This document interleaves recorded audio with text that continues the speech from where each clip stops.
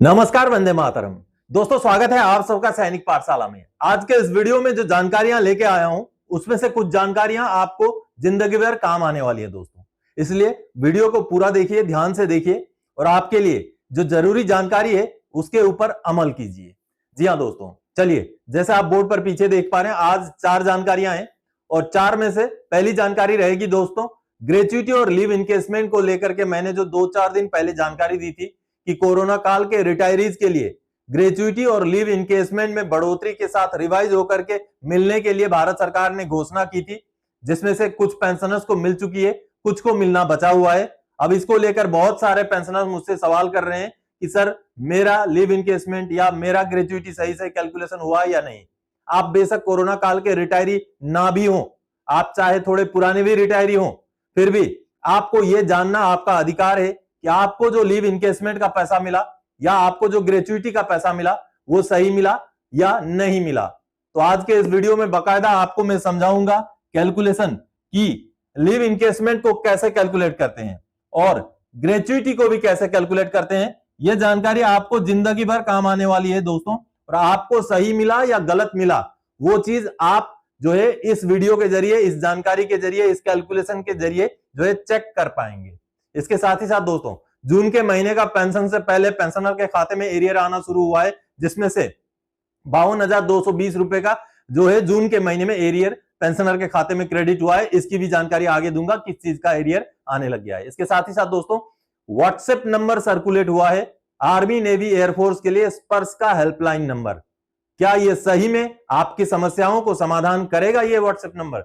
आगे इसके बारे में भी जानकारी दूंगा दोस्तों, अहम जानकारी है। इसके साथ ही साथ दोस्तों, सीपी ग्राम्स में आपने ग्रीवेंस डाला, अगर आपका ग्रीवेंस डाले हुए कई दिन हो गए, रिप्लाई नहीं मिला, कुछ एक्शन नहीं हुआ, तो आपने क्या करना है, आगे क्या करना है, वो आज आपको लाइव समझाऊंगा जो है क्या आगे किया जा सकता है। तो चलिए, इन्हीं विषयों को लेकर आगे बढ़ेंगे आज के इस वीडियो में, जिसमें से सबसे पहले देखिए, कोरोना काल के फायदे के लिए लीव इनकेसमेंट और ग्रेच्युटी का कैलकुलेशन समझ लें। जी हां, ये कोरोना काल के केवल फायदा नहीं है, ये सभी पेंशनर्स के लिए, आप चाहे कभी के भी रिटायरी हो, आपका लीव इनकेसमेंट आपको कितना मिला, सही मिला, गलत मिला, आपका ग्रेच्युटी आपको कितना मिला, सही मिला, गलत मिला, ये आपको जरूर ध्यान रखना चाहिए, जरूर कैलकुलेशन आपके जहन में होना चाहिए। और खास करके जो कोरोना काल के रिटायरी हैं, उनके केस में तो ये है ही है कि उनको जब रिटायर हुए थे उनको 17% डीए के हिसाब से कैलकुलेट किया गया था, लेकिन बाद में उनको रिवाइज होकर मिलना था।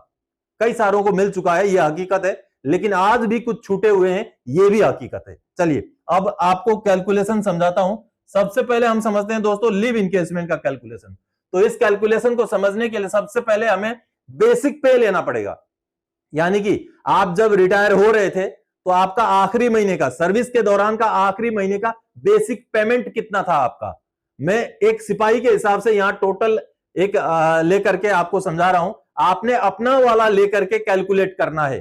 चलिए, मैंने बेसिक पे लिया 37,000 रिटायरमेंट के समय में एक कर्मचारी का जो रिटायर होने वाले हैं। उसके आगे मिलिट्री सर्विस पे 5200 रुपए लिया। आपके समय में अगर 2000 था तो 2000 लेना है, नहीं था तो नहीं लेना है। तो 5200 मैंने अभी वाला रेट लेकर के किया, और क्लास पे 450 लिया। आपका जितना भी क्लास पे था, 200 था, 675 था, 300 था, उसी को आपने लेना है कैलकुलेशन करने के लिए।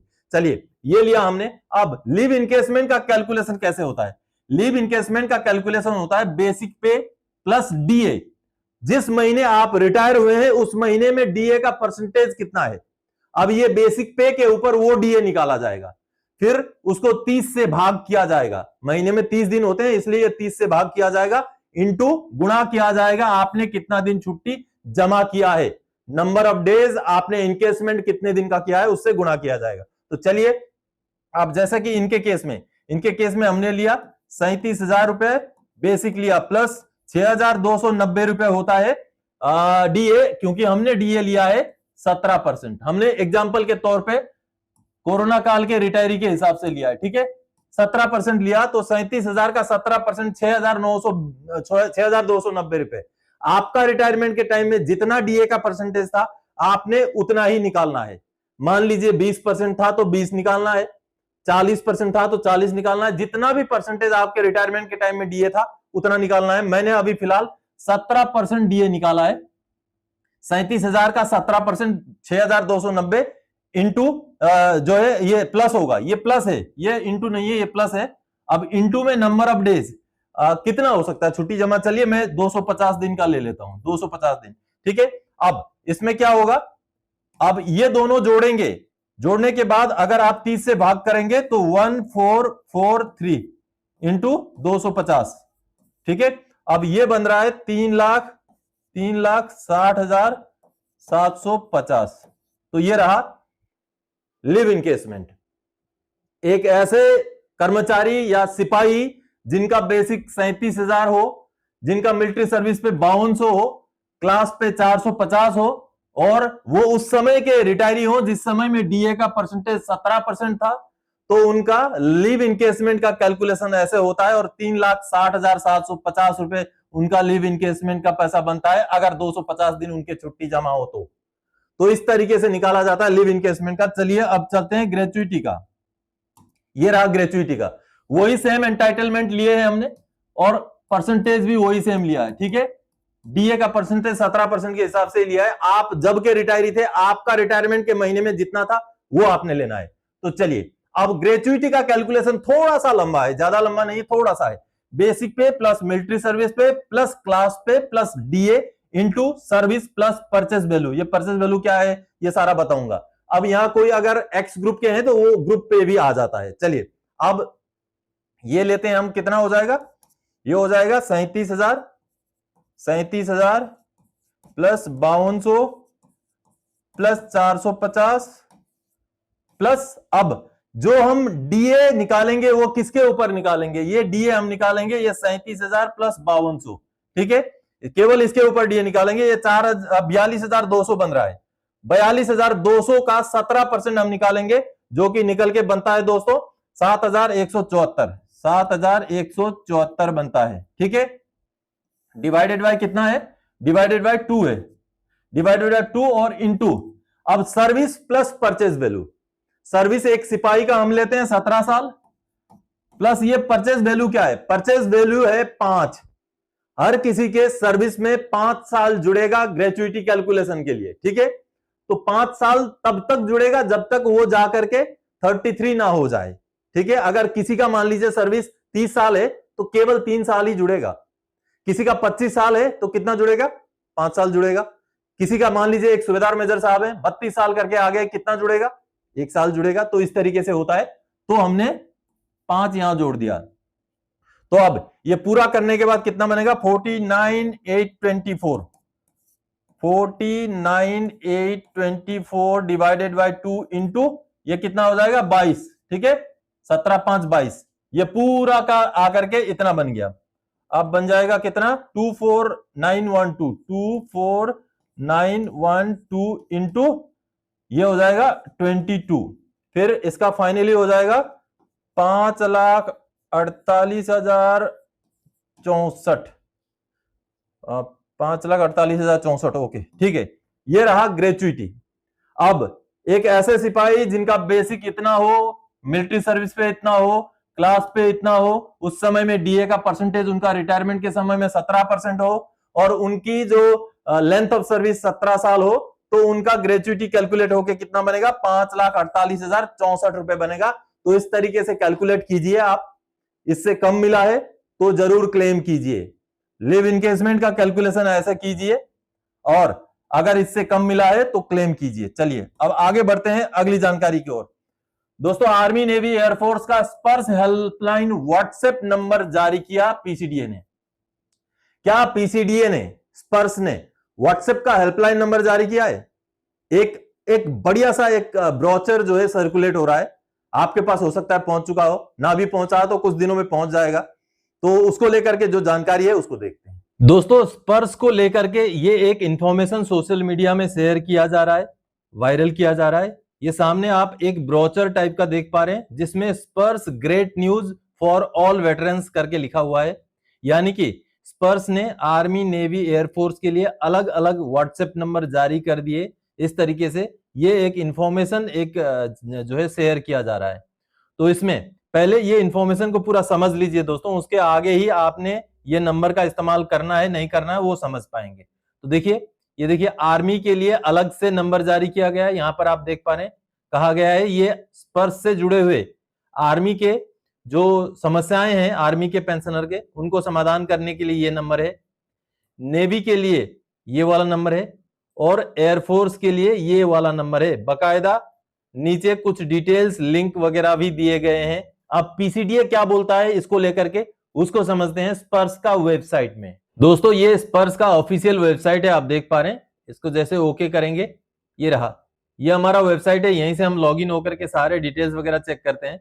तो इसमें ये जो ऊपर ये जो व्यू ऑल, ये जो इंफॉर्मेशन चल रहा है, ये देखिए, ये जो इंफॉर्मेशन स्क्रॉल हो रहा है, ये महत्वपूर्ण इंफॉर्मेशन इसमें है। तो व्यू ऑल में हम क्लिक कर देते हैं।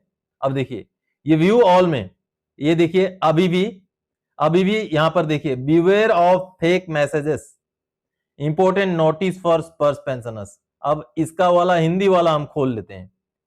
ये रहा, यहां पर क्या है, अब देखिए यहां पर बकायदा थोड़ा बड़ा कर रहा हूं इसको मैं। अब हिंदी में क्लियरली लिखा हुआ है, ये पीसीडीए ने बिल्कुल आधिकारिक तौर पर जानकारी दी है। स्पर्श पेंशन भोगियों के लिए महत्वपूर्ण सूचना, धोखेबाजों से सावधान रहें। देखिए स्पर्श ने कहा है कि आप जो है, ये पहले दूसरे नंबर थे व्हाट्सएप के। अभी जो ब्रोचर, अभी जो इंफॉर्मेशन शेयर किया जा रहा है उसमें नंबर बदल गए, लेकिन इंफॉर्मेशन उसी तरीके का है।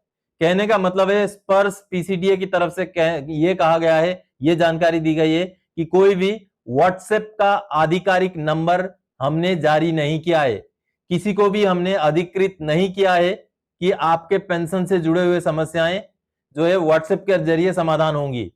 साफ साफ बताया गया है, पेंशन संबंधी कोई भी जानकारी प्राप्त करने के लिए केवल पीसीडीए पेंशन प्रयागराज के आधिकारिक कॉल सेंटर नंबर 1800-180-5325 का उपयोग करें, या तो फिर ये वाला वेबसाइट का विजिट करके जानकारी लें। सतर्क रहें और स्वयं को धोखाधड़ी से बचाएं। पीसीडीए ऐसी चीजों को लेकर, स्पर्श ऐसी चीजों को लेकर पेंशनर्स को सावधान कर रहा है। सावधान रहें, इस तरीके के झांसे में ना आए। अब चलिए अगली जानकारी। जून के पेंशन से पहले ही जून में एरियर का भुगतान शुरू। स्पर्श से खाते में आए 52,220 रुपए। जी हां, पेंशनर के खाते में 52,220 रुपए का भुगतान हुआ है, ये देखिए। और ये जून के महीने में भुगतान हुआ है, लेकिन इस भुगतान से पहले कुछ कार्रवाइयां हुई है। जो सैनिक पाठशाला से जुड़े हुए पेंशनर हैं, उनके साथ जब सही जानकारी और सटीक कार्रवाई के साथ आगे बढ़ा जाता है तो उनको इस तरीके से फायदे होते हैं। चलिए कुछ कागज, कुछ डॉक्यूमेंट पहले देखते हैं। दोस्तों कुछ दिनों पहले एसबीआई के सीपीपीसी ने ये एक नॉन पेमेंट सर्टिफिकेट जारी किया था, जिसका भुगतान अभी जो है पीसीडीए द्वारा कर दिया गया है, स्पर्श द्वारा कर दिया गया है। ये आप देख पा रहे हैं, जनवरी महीने का ये नॉन पेमेंट सर्टिफिकेट था और ये था फैमिली पेंशनर का।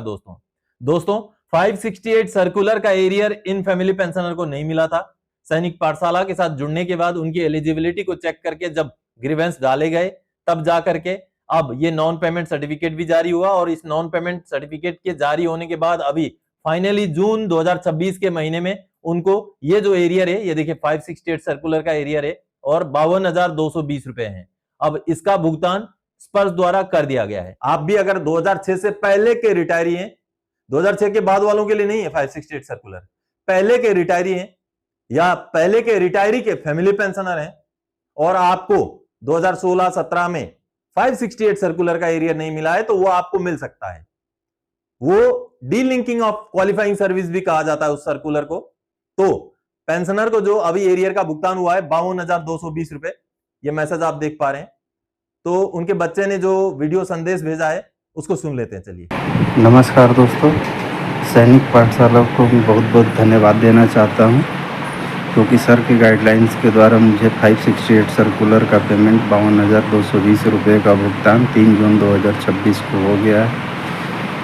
अतः मैं सभी साथियों से ये कहना चाहता हूँ कि सैनिक पाठशाला से जो भी गाइडलाइंस मिलती है वो सारी सही रहती है और अगर उस पर आप सही तरीके से कार्रवाई करें तो आपको लाभ अवश्य प्राप्त होगा।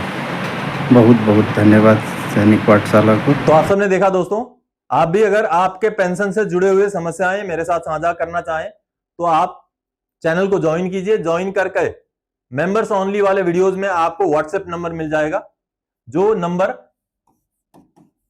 इससे शुरू होता है और 71 में खत्म होता है। ये वाला व्हाट्सएप नंबर आपको मिल जाएगा। फिर आप उस नंबर पे मेरे साथ मैसेज के जरिए कांटेक्ट कर सकते हैं।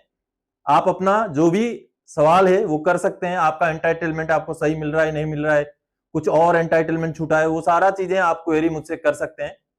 लेकिन प्रिफरेबली डॉक्यूमेंट्स के साथ और फैक्ट्स के साथ आप सवाल करें, आपको जवाब मिलेगा। और कैसे आगे बढ़ना है, कुछ लागू है तो उसके बारे में भी गाइड किया जाएगा।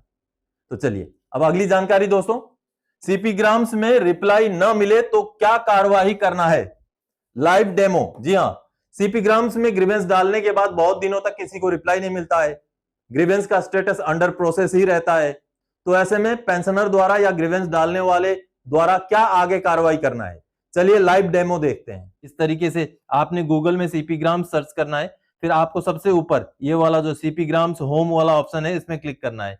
जैसे इसमें क्लिक करेंगे सीपी ग्राम्स का ये वाला पेज खुल जाएगा, जहां पर ये वाला जो ग्रीवेंस लिखा हुआ है इसमें अगर क्लिक करेंगे तो आपको नीचे से 2 नंबर में रिमाइंडर क्लैरिफिकेशन ऑप्शन दिखेगा। ये वाला रिमाइंडर क्लैरिफिकेशन वाले ऑप्शन में आपने क्लिक कर देना है, एक विंडो अलग से खुल जाएगा। अब ये देखिए, अब यहाँ पर आपने आपका ग्रीवेंस का रजिस्ट्रेशन नंबर डालना है।